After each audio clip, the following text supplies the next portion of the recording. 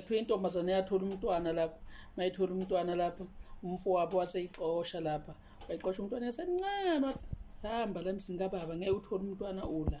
Okuyinto esingayigqugquzeli leyo futhi esingayifuni ukuthi mase kuze kwatholakala ingane abese uxoshwa abantu, ngoba wonke umuntu unelungelo lokuba kubo, even though kuthiwa kunjani kunjani ngeke singeneke lapho, kodwa asilisa nokuthi masukuxoba usuxosha umuntu ngoba nakusuka umuzi wakho, even thiwa umuzi wakho umhlaba kaNkulunkulu oright. Kuthiwa hhayi gede ngoba usuthola umntwana, wahamba mayehamba lapha nosisi wakhuluma izinto engekho right kubhuti, kwaxatshwana impela.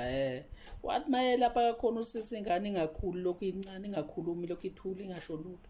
Kuthiwa wahlala waze wabuya ngeyilanga, wathi mayibuya kuthiwa yasibiza indoda, mayembona emtetile yathi musha na, ibuza umuntu ukuthi musha na, itshela phela uzobuya semdala.